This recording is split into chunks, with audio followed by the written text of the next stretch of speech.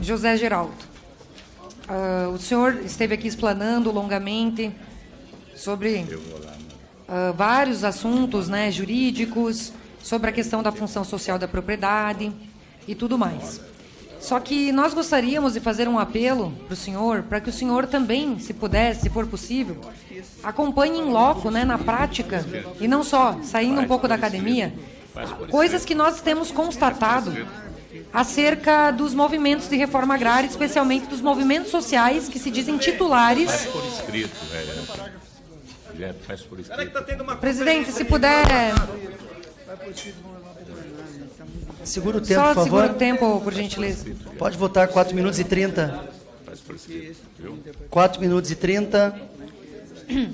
Pois não, deputada, pode prosseguir. Então, presidente, comentei que o professor comentou vários aspectos jurídicos, legais, sociais, e eu queria convidar o professor também para que, se pudesse, acompanhasse um pouco da prática desses movimentos sociais que lutam pela terra e também as estatísticas que vêm por meio da reforma agrária tentada implementar, que se implementou no Brasil ao longo de várias décadas, porque os números são bem diferentes desse plano ideal e dessa filosofia que se propaga por meio dos movimentos. Porque esses movimentos que se dizem lutar pela terra, para dar a terra para as pessoas que necessitam, para fazer a distribuição da terra no Brasil, na verdade a gente percebe ao longo dos anos que eles não dão a titulação da terra. Menos de 10% de todos os assentamentos foram dados títulos de terra para as pessoas. Ou seja, eles mantêm as pessoas cativas desses movimentos por décadas e não dão titulação de terra para essas pessoas. Ao contrário do que dizem também, que seria para destinar para a agricultura familiar, para a pequena propriedade, das visitas que a gente tem feito, a gente não vê ensino sobre agricultura familiar, cultivo da terra. O que a gente viu numa dessas visitas foram centros de doutrinação ideológica marxista. Se o senhor pegar, então, os índices de produção, que são estatísticos, e isso foi feito ao longo dos anos, você percebe que, segundo o censo agropecuário de 2017, menos de 1% só da toda a produção agropecuária brasileira vem de assentamentos. 1%. E a renda média dessas famílias é menos de um salário mínimo por mês. Ou seja, eles vivem realmente numa situação de miserabilidade. Ou seja, isso nos faz pensar que método está sendo utilizado para fazer a reforma agrária, para fazer o acesso à terra e para que essas pessoas efetivamente tenham a vocação de lidar com a terra. Porque o que a gente percebe é que não dão a liberdade para as pessoas, não dão emancipação, não dão título, escravizam as pessoas e deixam na miséria. É isso que a gente tem constatado desses movimentos. Além do mais, se arrogam justiceiros sociais, movimentos privados, violentos, que querem fazer o papel do Estado, ao fazer listagem de pessoas de forma unilateral, ferindo o princípio da impessoalidade, porque é os movimentos que detinham até então, até a mudança da legislação, o poder das listas, de quem é ou não assentado, e se você não paga a mensalidade para o assentamento, você pode ser expulso. Eu ouvi da boca de uma mulher lá no assentamento, se não vai na plenária 3 vezes, é expulso do assentamento, se tenta melhorar um pouco o barraco, não pode, tem que parecer em situação de miséria, senão é expulso do assentamento. Sem falar que a invasão de terra, seja pública ou privada, por um movimento privado, é esbulho processório. O senhor sabe, como jurista também, que invasão de terra é crime, é esbulho possessório. Se não gostam desse termo, mudem o Código Penal. Além disso, outra estatística, 30% de evasão nos assentamentos no Brasil. E mais, o senhor falou agora que eles estão até investindo em bolsa, Wall Street, não sei o quê, dinheiro dos movimentos. Eu não sei se o senhor sabe, mas o TCU gerou vários acordos de investigação.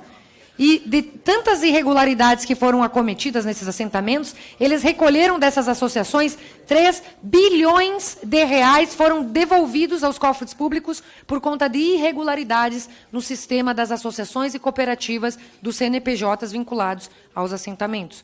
Então, a grande realidade que a gente percebe também essas associações que apresentam projetos para dar para os assentados fazerem ali a sua tentativa de agricultura familiar, esse dinheiro não chega porque fica com as associações. Então, o que a gente percebe é realmente essa situação de clientelismo, de escravidão, de manipulação e não de emancipação e liberdade, como diz a nossa Constituição Federal, e não acesso à terra porque não é dado o título. Então, que a gente está querendo dizer é que esse modelo não funciona, não funcionou.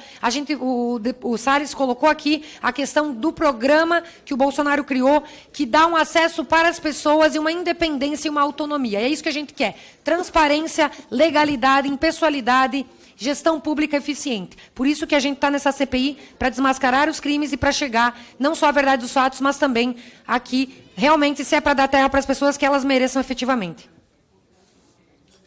Professor, só quer fazer algum comentário da fala? Em respeito à deputada, porque, na verdade, ela não me fez pergunta nenhuma, né? Eu só queria dizer assim, Otávio Paz, do Labirinto da Solidão, diz que os indígenas, quando Colombo chegou, não viram as caravelas. Não viram. Elas estavam ali fundeadas, mas não havia cognição para poder representar cerebralmente uma imagem que era absolutamente incompatível com o quadro mental de uma cultura que não tinha elementos para visualizar. Por isso que os gregos diziam que teoria significa aquele que vê. O teorens é o que vê, é o que enxerga. A gente só vê o que tem cognição para ver. Eu não tenho como discutir com a deputada, porque a sua visão de mundo, a sua percepção como cosmovisão, só lhe permite enxergar o que a senhora já tem escrito na sua cognição. Então, a senhora vai ver, não é o que existe, mas é o que a senhora recorta da realidade. A realidade é recortada por um processo cognitivo de historialização. Então, eu não posso discutir um tema que contrapõe visão de mundo, concepção de mundo, entendeu? Eu vejo outra coisa. A senhora vê isso. É esse o debate que está aqui, né? Eu fico pensando assim, a senhora fala desse povo todo, né? Eu fico pensando, eles aqui assistindo essa reunião, né? Assistindo essa reunião, em função das assembleias que o senhor viu, todo mundo fala, todo mundo... como é que eles representam na cognição deles o civilizado de uma reunião como essa, que discute questão de ordem, que discute o deputado está obstruindo, não sei o quê. São referenciais, né, que significam que o real não é aquilo que existe, mas é a representação que a gente faz do como a gente o vê. Paciência, né? Por isso que há pluralidade de concepções de mundo, né? Ela, por exemplo, ela viu eu, o governador viu Teologia da Libertação, não foi? Eu, por exemplo, que nem sou marxista, nem adepto da Teologia da Libertação, é a Teologia do Povo, que é do padre Hera, que orienta o padre Francisco. Não vi isso, né? Não vi isso. Mas eu agradeço, deputada, eu vou mudar meu foco de visão para enxergar essa percepção.